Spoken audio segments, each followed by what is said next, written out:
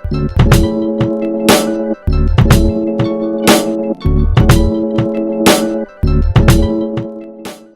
I'm Vanelle. I live in Charlotte, North Carolina. I'm originally from Oakland, California, and I am a proud slacker Gen Xer because we invented everything you are doing now. But if you're inventing everything, how are you a slacker? I don't get it. You're contradicting yourself. Exactly. All right, well, fine. I'm Ryan. I'm a millennial, but for all you people who are going to write in the comments, or you guys don't engage in the comments, you'll write me personally talking about how I'm not a millennial. So I'm Millennial X. That's what I'm going to call myself from now on, Millennial X. And I will not use Xennial. Millennial X. All right. I'm Darius. I'm a millennial. I'm currently living in Maryland. And yeah, according to our last episode, apparently, again, I'm a cusper now, but I'll rep millennial. Welcome to the confusion. The identity crisis. Cole. Everything that Darius said, Baltimore, Annapolis area, 1994. And yeah, I guess we count as cuspers now. So my name is Alice. I was born in 1998, so I guess I'm also a millennial Gen Z cusper, but I pretty much consider myself Gen Z.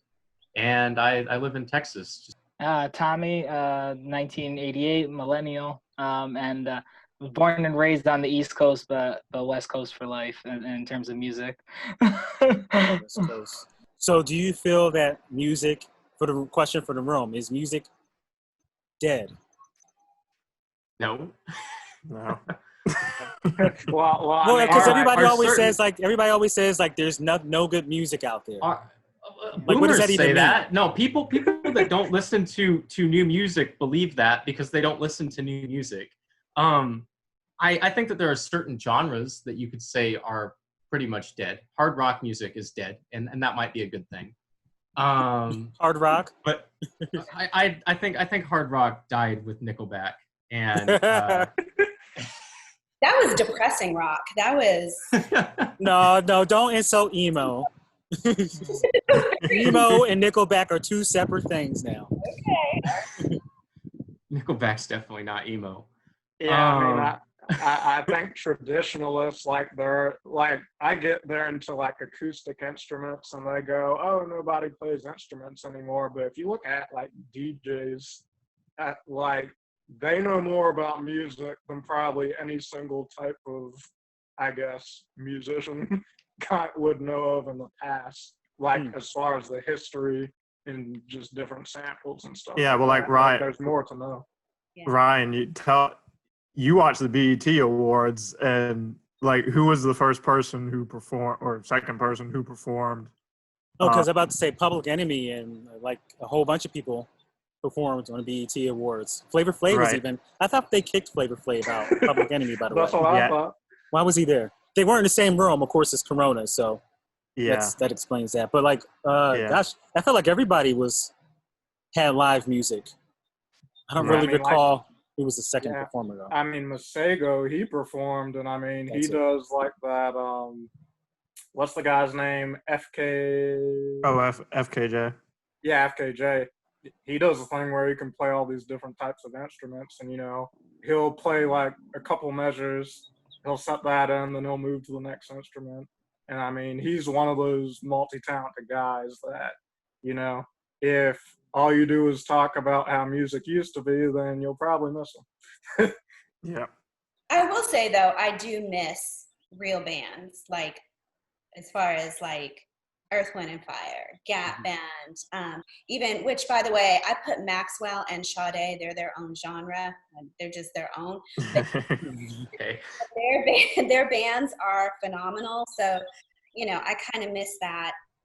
Well, the instruments versus being programmed, or you go to a concert and you have your star up there singing looking cute, but you have a band that can hold their own, and I don't know who we really have like that anymore. There are, there's still bands around.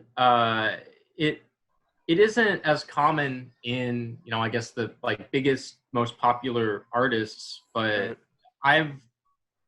not so much recently due to the pandemic and all of that, but I used to go to a lot of concerts, and most of the artists that I would be really excited to see were some of these like up and coming indie bands, and there's still a whatever tradition of live music with live instruments and just however many people on stage is still alive.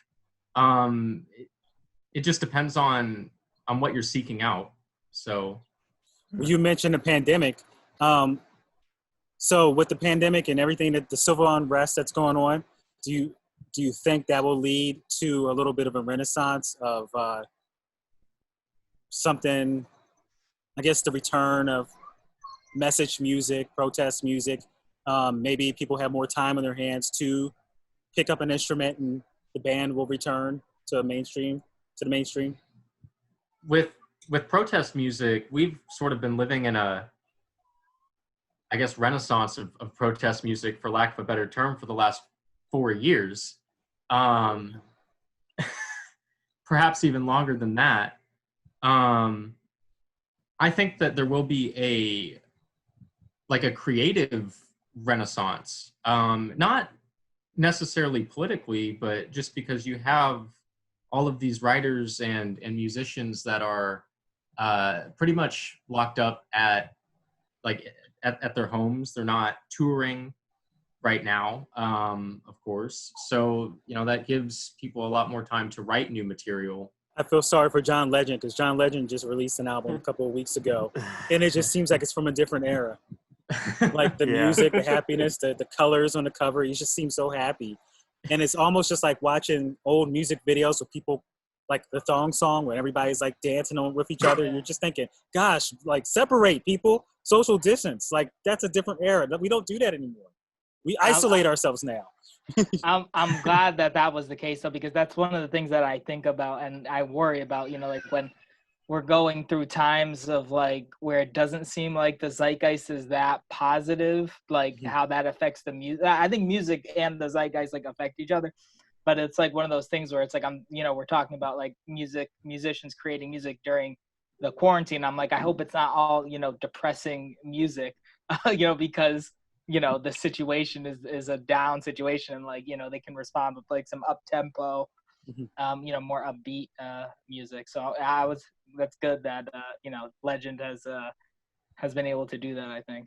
Yeah. Well, if we look at the 60s and during the civil rights movement, you still had both music. You had music that was political, but then you had music that got deep with stories, and then you had your happy, because at the end of the day, when people are feeling down and bad and angry, they do want a little relief, from that. So I'm actually hoping that when we do come out of all of this, we come out with some good, authentic R&B love songs like we had in the 90s, because I so miss that soul R&B music that, and I was even thinking today, I was going through my Spotify and listening to a bunch of stuff, and who is our Tevin Campbell now? Who is our baby face? But I do want to ask a question. Does music have the influence on society, or does society have more of the influence on music? Or is it 50-50? I mean, it's definitely both. I think it depends on what time it is. Like right now, I would definitely say society has more of an influence. But I think generally speaking, 50-50, maybe give or take 10%. I think I was talking to Cole the other day on the topic of protest music, how on one hand you have somebody like Anderson .Paak, put out a track like a week or two ago that was way more like contemplative and relaxed. Like it almost gave you the vibe like this is after, being out in the street, like, it was very introspective. And then you had someone like Denzel Curry who put out Pig Feet, which is just like, it's chaos, like it's jazz and very, very harsh. I hope that, like you were saying, after this, we see like creative explosion and we kind of see the two I guess the two poles. I think also could be like how music culture is at a given time, and so like Cole was there, Darius was saying it could like shift, because like I was thinking like, you know, during the late 60s, you know, early 70s, and you had a lot of like, it was a culture of like you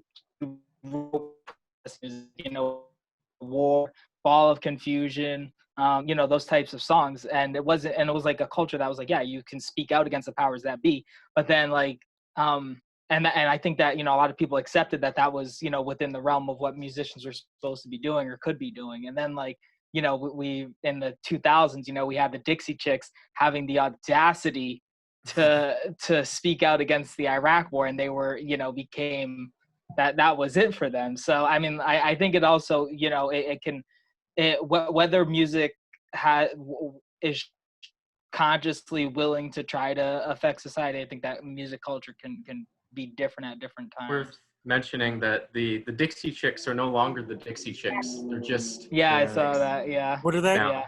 What are They're they? just the Chicks. Okay. And I think they just released something recently. Yeah. So, which is probably why I was thinking. Like Lady A, Yeah. Lady Antebellum's not Lady A. Yeah, and that they managed to like step into more controversy by doing that, because there is an R&B singer from, I think, Washington State, or it was either Washington D.C. or Washington State, but I think Washington State, who already goes by Lady A and has been using that name for like 30 or 40 years. Yeah. So they came to an agreement. I don't, know who got what money, but they did come to an agreement on it. Okay. Yeah. So Beyonce's about to come out. You're talking about like what influences what. So I was expecting Beyonce's next album to probably be a little bit more return to her actually singing instead of doing the whole trap singing thing. But it looks like she's still in that mode.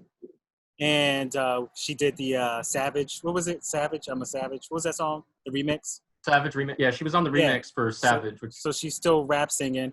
And then also now she's about to release Black Parade. She released Black Parade and another album that seems like it's going to go and lean into the whole protest scene. So I'm wondering if that was always like something that she was planning to do, or she's responding to the times. The visual album that Beyonce is about to release, I think that it might just be another visual album for The Gift, actually. Okay. Because it's being released on Disney Plus, and like a lot of what I'm seeing is people saying that this is videos that she made for that album like 2 or 3 years ago. Oh. So there might be another album on the way, but so it's going to have that. It's going to continue the whole Afrofuture, or not Afrofuture, but Afrobeats. Well, yeah, because it's the same album that we already heard as the Lion King soundtrack, just like removed from the Lion King. Okay. That may help it. So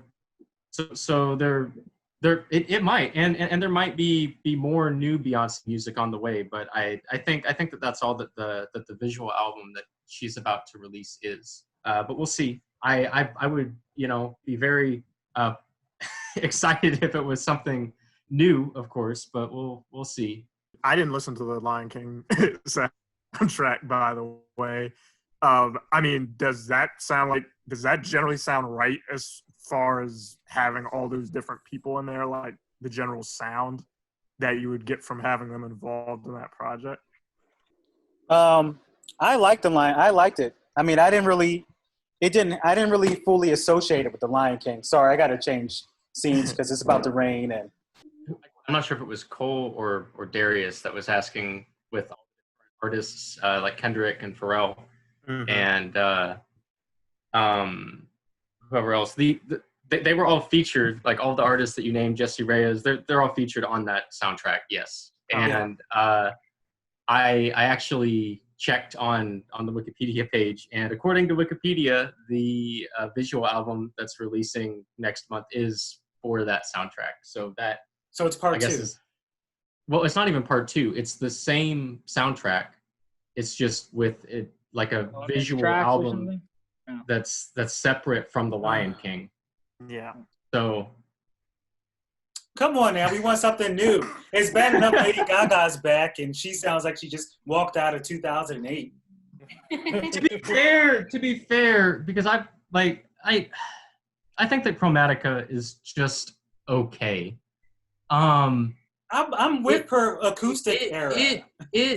Well, I mean, I do think it is just as dated sounding as the music that she released in that era, but it's like it is a little bit different of a sound. So it's like kind of,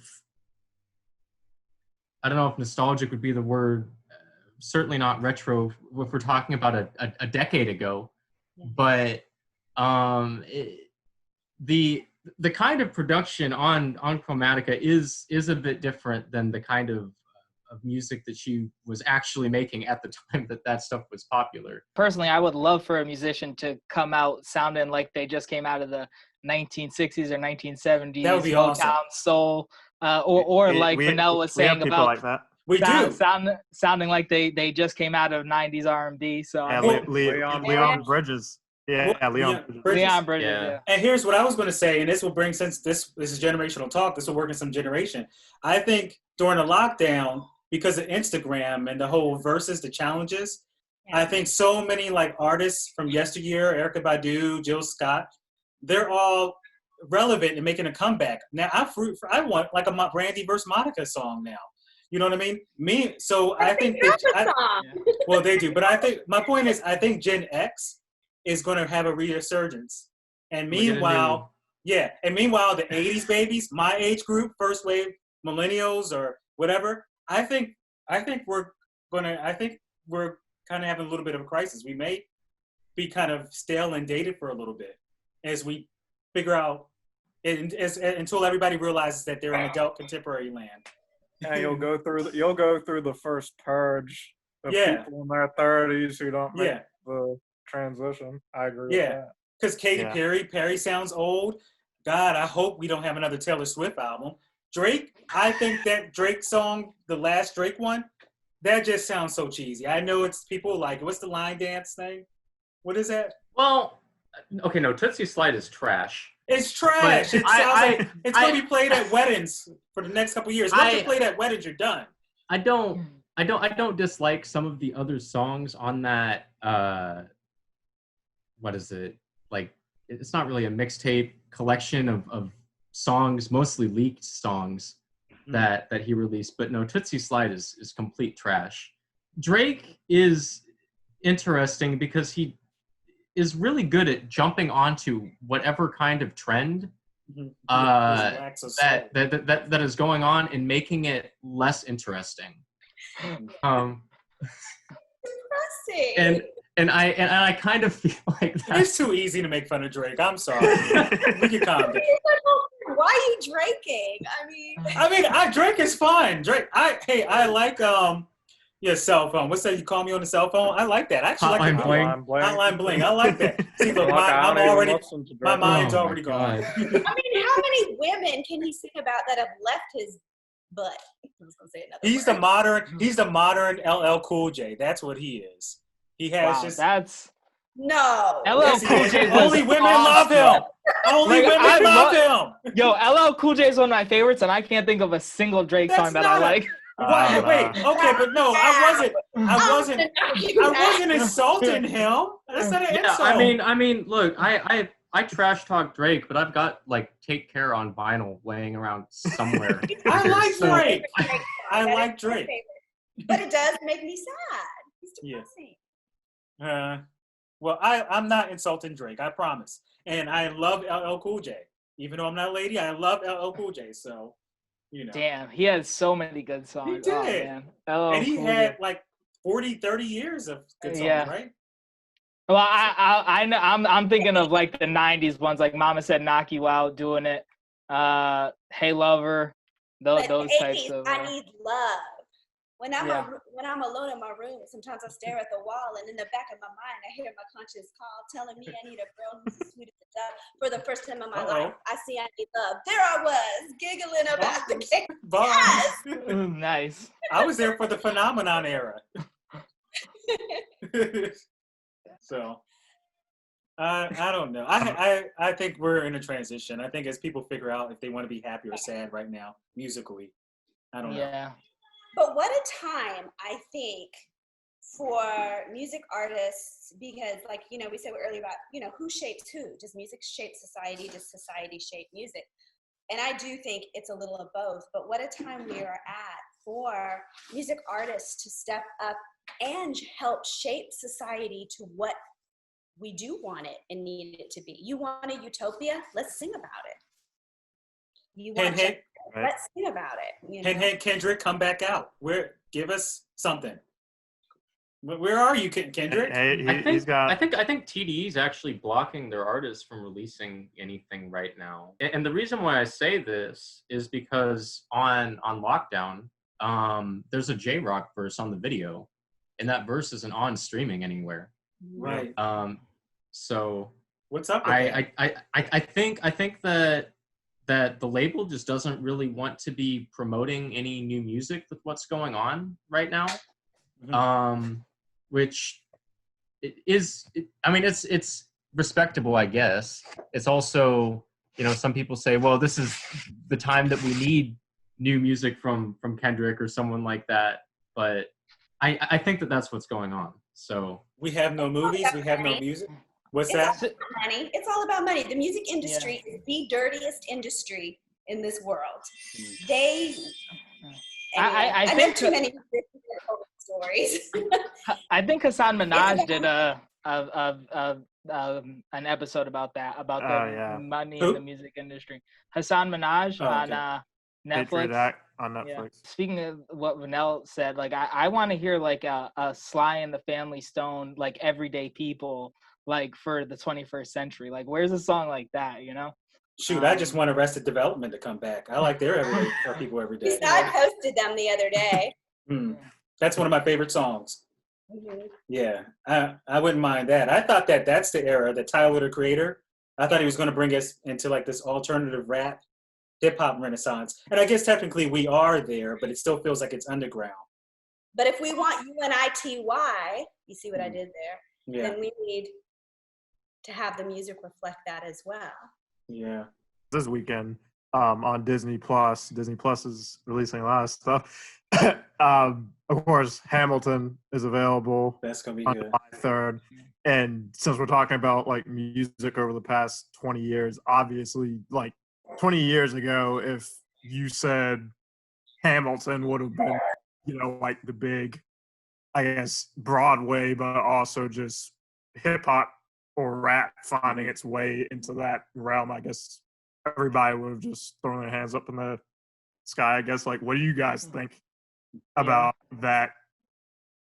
I guess about it leaking into like the culture like that, because a lot of the people who I know, like, it's definitely a general audience thing, but we have this discussion all the time about how hip hop music, there's the music and then there's the culture that birthed the music, and a lot of hip hop heads I know kind of see it as, you know, why are you dragging it into this history with basically people who have power when it really doesn't come from that place?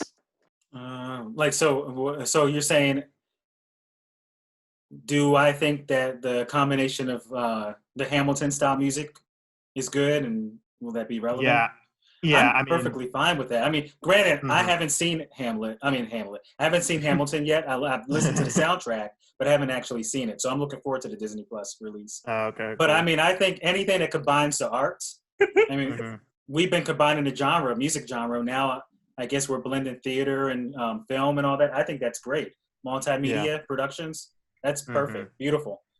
So I'm all for that. Right. And the fact that it's on Disney Channel, I mean, that's where the youngest generation, that's where they're watching.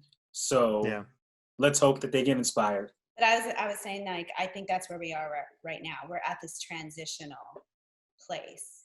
Everything's changing. Everything, media-wise, and it's blending, you know. And maybe that's why, especially for the older generation, we're definitely kind of having a little bit of a harder time finding things that we connect to. So, of course, like anyone else, we just go connect to what we know.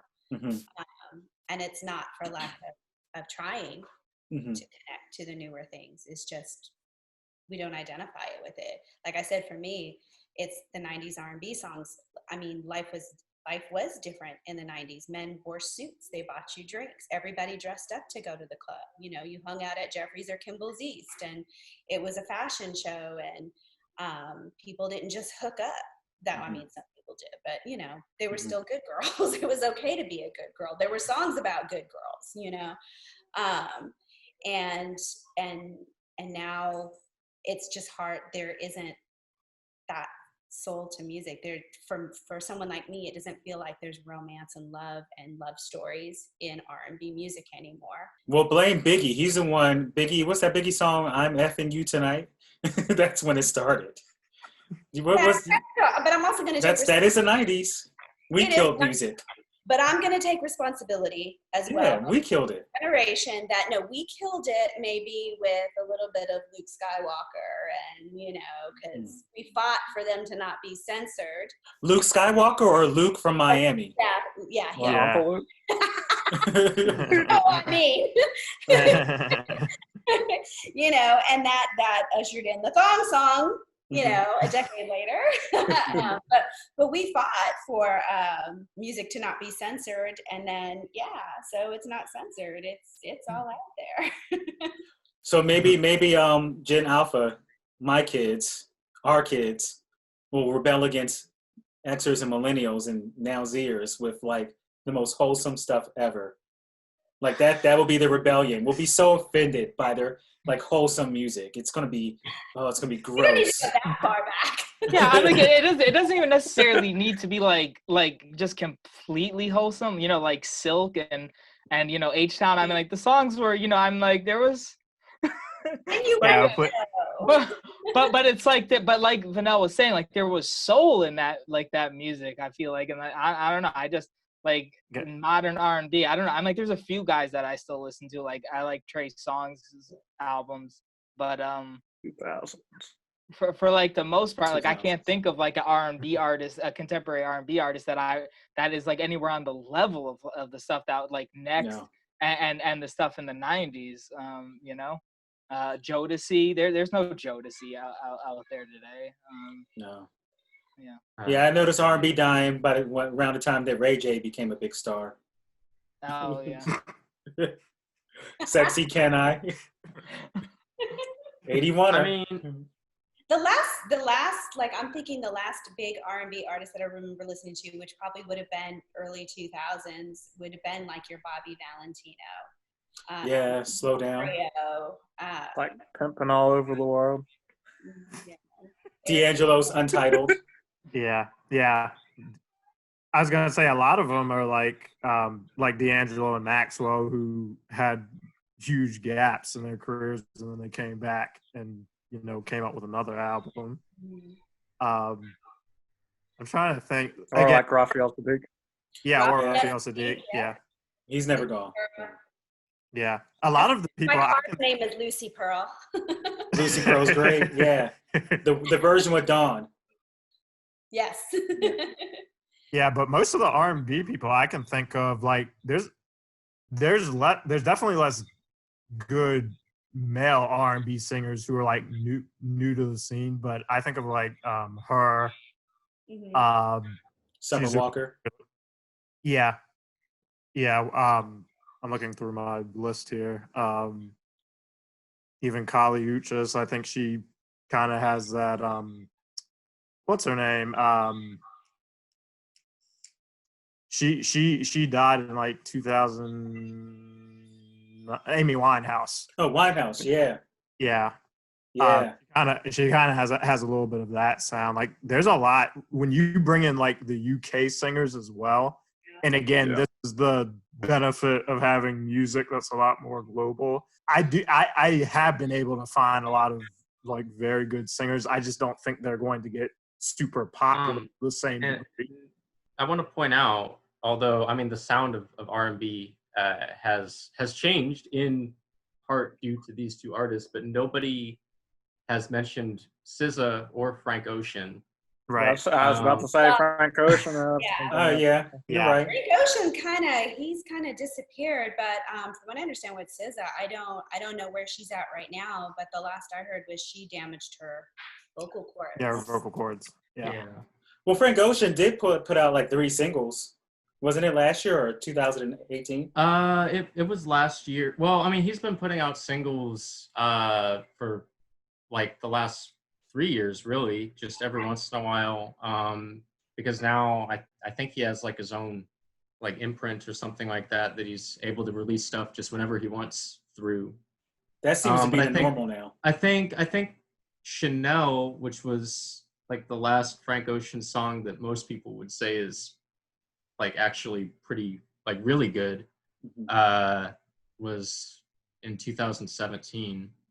But there have been just other songs since then, and I think that he was probably gearing up to release a new album, and then like this pandemic and everything happened, so that's probably been pushed off for a while. Because he was going to headline Coachella, I think. I didn't really think about that because most artists make their money from touring. Yeah, I didn't really put 2 and 2 together. So just like touring overseas, they make more money when they tour overseas. And now's not a good time to tour, so maybe okay, that makes perfect sense. I don't know if that's legit. If that's that's exactly what's going on, and that's why there have been a lot of albums that have been like delayed and then eventually were released anyway. Like Lady Gaga's album was originally going to come out, I think, in like April, and then that got pushed back to the end of May. But you can tell who is about to release an album by who's headlining music festivals usually. And like Kendrick Lamar was about to be headlining a bunch of stuff. Frank Ocean was. I think that SZA was on some lineups as well. So, you know, again, that at the beginning of this year, I was expecting new music from all 3 of those artists. Rihanna, where's she? Well, Rihanna's still disappeared. And so maybe Beyonce was going to have brand new music, but now she's, she put her brand new music on shelf for The Lion King 2. Okay, I see now. Have you guys seen? Sorry, I was just gonna ask. Have we seen Cole? Cole disappeared. Yeah, Cole just he's back. No, I was gonna say, have you guys seen the Bajancy, that SNL skit about people who aren't fans of Beyonce and how they and what happens to them? No, I didn't see Oh, you talking about the Beehive? The Beehive kills people. Like you get like abducted and stuff. I just realized we got to be socially responsible. We can't piss off anybody with this Gen Talk. We have not said anything bad about Beyonce, guys. Well, I'm just gonna say I'm not a huge fan. I will be the last person to say anything bad about Beyonce. I'm not a hater. I'm a fan of Beyonce, so I'm fine. And I like Beyonce. I will say, just my taste. I was gonna say, like, I'm a huge fan of Solange. Like, okay, possibly a bigger fan. Yeah. Yeah. Although I wish her second album, Solange's second album, had a drastically different sound than the first one. I felt like she was still dabbling with that sleepy R&B sound. Yeah. I think she could have probably mixed it up a little bit more. I'm kind of like when Alicia Keys was big when I was younger. I thought I preferred Alicia Keys over Beyonce. Yeah, I and that's changed for you, or no, that hasn't changed. Oh, okay. Yeah, I was okay with gonna both. Say I like Alicia Keys. And it's kind of, I didn't compare them. Yeah, it's kind of like Prince and Michael Jackson. I prefer Prince. It's exactly like Prince and Michael Jackson. Yeah, but again, the more like, and again, all 4 of them super talented, but the musician in me, like Prince, hands down for me, is the preference. I can sound more anyway. Well, I was gonna say too. I thought Kelly Rowland was also better than Beyonce is. I feel like Kelly was going to release an album too, or did she already release it? Like you could always tell when Beyonce. You could always tell Beyonce's about to release another album when Kelly released hers. Then, have you noticed that pattern? So I haven't. No. Okay. As a female, I can't comment on any female artist because I'm a hater if I don't like them. So Oh yeah, we don't. Yeah, the Beehive will come for you. They oh, actually probably. just the Beehive. It's just any female artist. You can't. I can't say. I think blah blah blah. Is Okay. or, Yeah. you know. So wait. And so, are you following any female artists now, like new ones? New ones, probably her. Her? Okay. Yeah. She's showing her face now, right? I think we've seen her face. She's wearing sunglasses, so. I will say I do like Billie Eilish though. Yeah, she's awesome. I'm a fan. I haven't seen her perform. Does she actually, like, does she project her voice? I don't know. I haven't. I don't know if seen I'm making sense, but it seems like she's pretty. Like I've seen her sing like without a mic, and her voice sounds pretty decent to me. No, I'm not. I mean, No. relative to the rest of the scene. No, I'm not knocking her live performance skills or the tone of her voice. I'm just saying a lot of her tracks are very Yeah, like, I know what low you're saying. key, Yeah. low key. So I'm wondering, how do you perform that live? So. Yeah, I mean, it's just the tone of, I guess, most of her songs. She does have a couple of songs where she like one. It made me think of this. Like one of the main YouTube channels I'd like get new artists from is like, of course, NPR Music, and then also Colors, which is like based in overseas in I think Germany. I think it's Germany. Yeah. That's where you find your new music. For anyone that thinks their music is dead, subscribe to that. Yeah, because most of their stuff, it's of course live performances, and their producers are like, they have some of the best music texts that I've heard. Like usually everything's super well balanced. So I've been obsessed with like Afro beats lately. Like that's the music that I listen to when I'm running on the treadmill. Just I like that sound. So yeah. And you? I've been into Little Sims. Going back to UK music, I thought she had a good album back in, what was it, 2019? Yeah, that was last year. Yeah.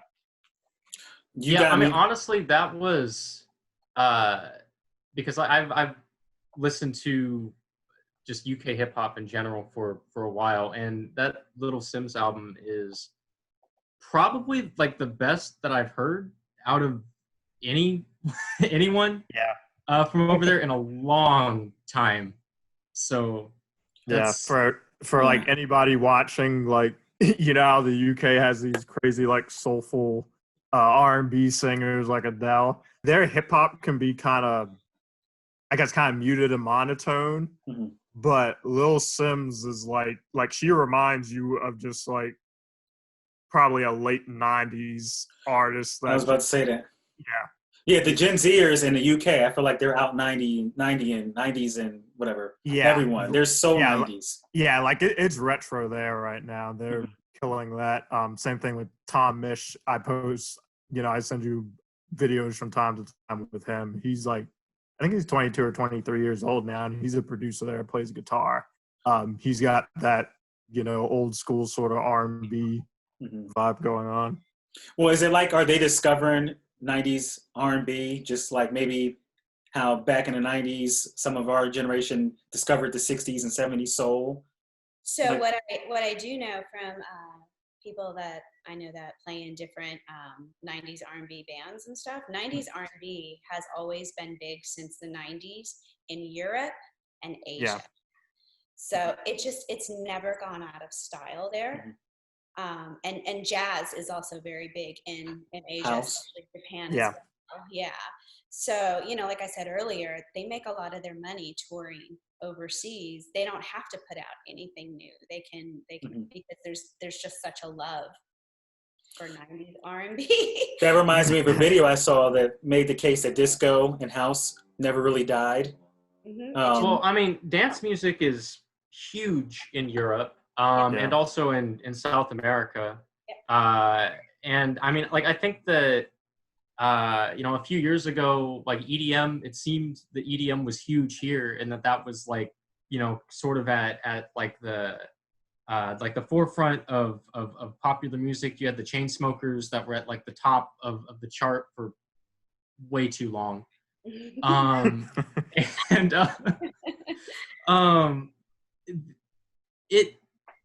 like what it was like here with the EDM scene here compared to in Europe, it doesn't even compare. Like the festivals that they have, like Tomorrowland is, I think that more people go to Tomorrowland than go to Coachella, which is unfathomable to me.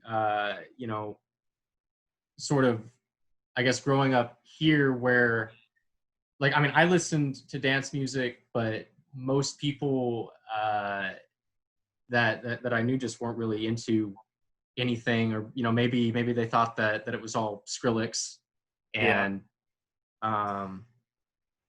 yeah, I mean, when I was in college, in 2012, like when we first got to college, like Skrillex, EDM music, dubstep, that it was everywhere.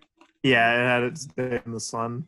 Of course, that was the year not Section 80. Good Kid, Mad City. Good Kid, Mad City. Yeah, it came out, and of course, we actually had a choice at my university between Kendrick Lamar, Macklemore, and guess what? They voted for Macklemore. So and 2 Chainz, and they voted for Macklemore. So I'm still angry. If you were to put like a date range to your music, like music that you really feel is yours, what would that range be?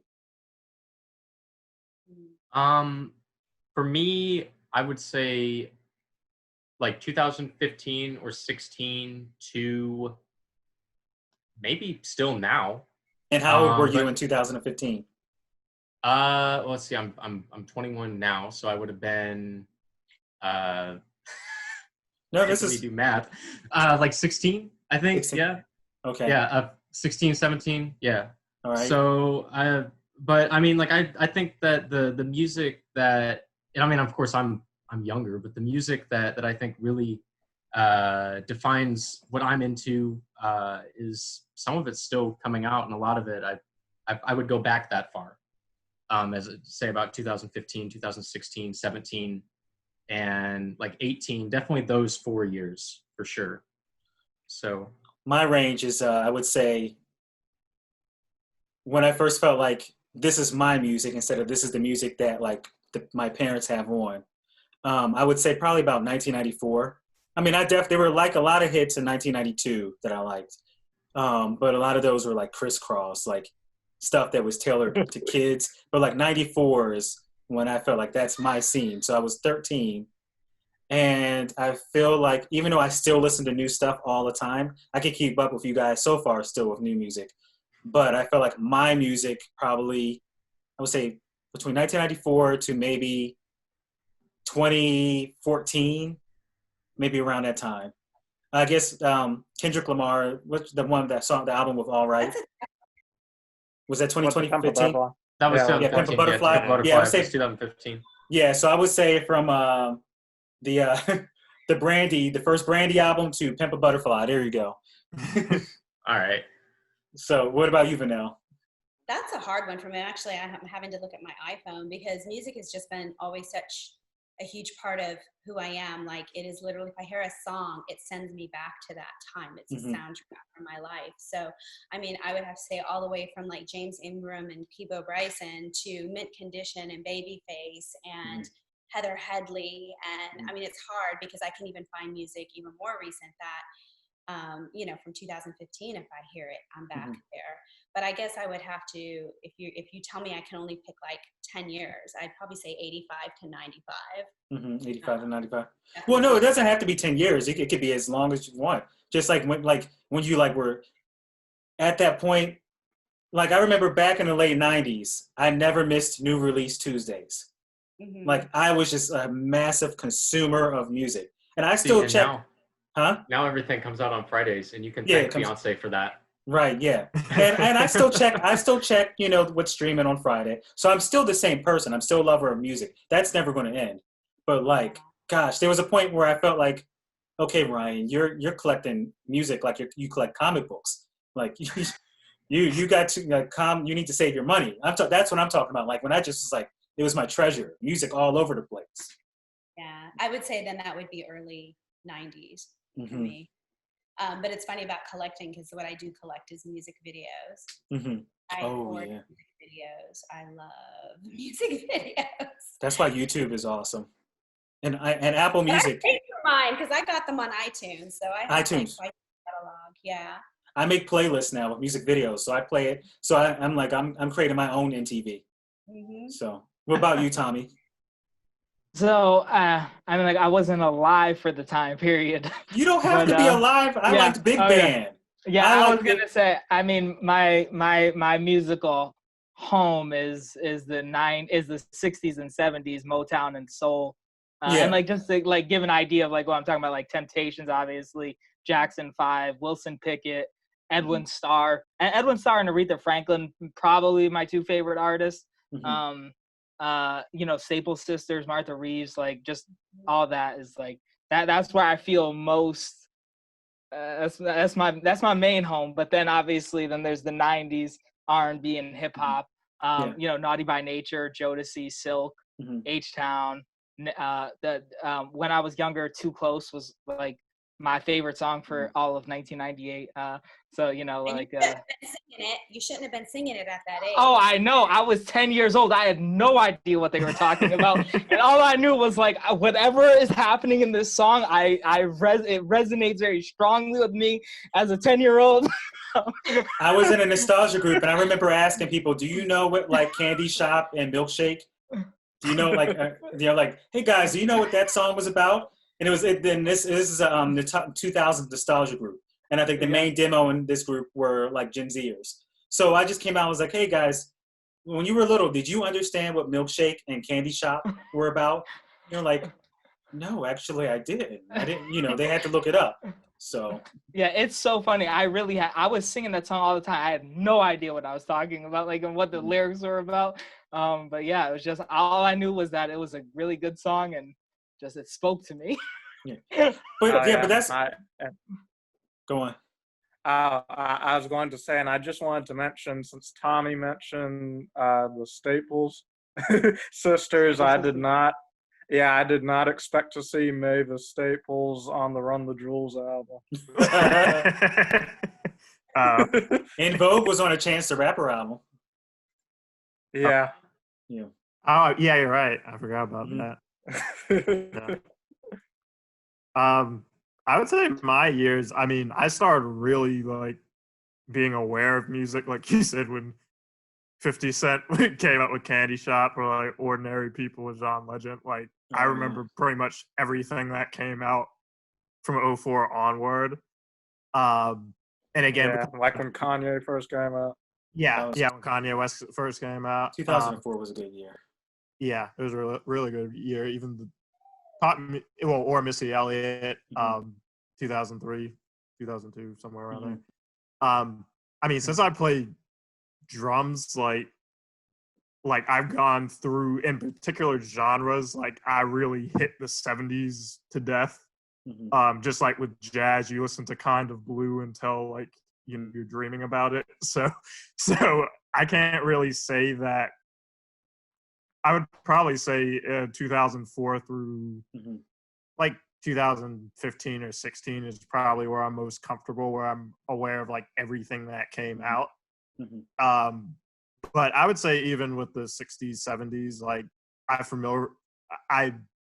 listened to so much music from there and actually learned how to play it that it sticks in my head just as much as the music I was actually around for. So that was my music, because I wasn't allowed to listen to I wasn't allowed to listen to a lot of modern music like hip hop and rap in the 90s. So I did go back to that, like Big Band, Benny Goodman and all that. That was like my first music, but like I still don't, even though it was the first stuff that I consumed, I remember thinking, ooh, who's going to be the modern Temptations? Who's going to be my Temptations? Ooh, Boys and Men. And Destiny Child and En Vogue were the modern Supremes. You know, like I used to always compare. I used to always think, who's going to be the Supremes for my day? Right. SWV, TLC. Honestly, probably I think TLC. Even though Destiny's Child and En Vogue, they carried on in the tradition of the Supremes, I think TLC should get the title of really representing the girl group of the 90s. That's just my personal opinion. Yeah, Waterfalls. That's like the first song I remember, like in my memory. Yeah. I think that that's fair, like to say TLC was like the iconic group of the 90s, but I was just thinking like in terms of like the trajectory of the Supremes and Diana Ross. That's when I'm thinking of like Beyonce is like the Diana Ross of our era. But I was also gonna say too, I got to give a honorable mention to the Chicago Blues and Muddy Waters. I'm hearing like all of you say your years, and they go up like for a lot of the millennials from somewhere in the 90s to 2014, 2015. And I said 2015 onward. So, I know, right? Yeah. So is that basically the dividing line between millennial music and Gen Z music? That's a great question. That's an awesome question. Somebody should write a paper on this. Yeah, well, you know the thing, like they say your music is between like, I don't know, basically your teens up through like, I don't know, your 20s, your mid 20s maybe. And a lot of people stop paying attention, but I mean, I'm still paying attention to music, but definitely like as far as obsessively paying attention to what comes out. Yeah, I'd say that stopped around the time I graduated from college. Like I'm just now getting back into that since, you know, all of at home. but yeah, I think that's true probably. All right. This is awesome, guys. All right. We're going to continue this. So to be continued. Well, I don't know what we're going to talk about next, but it's going to be about music. Talk about 100 gex. All right. There you go. Thank you, guys. Thank you. All right.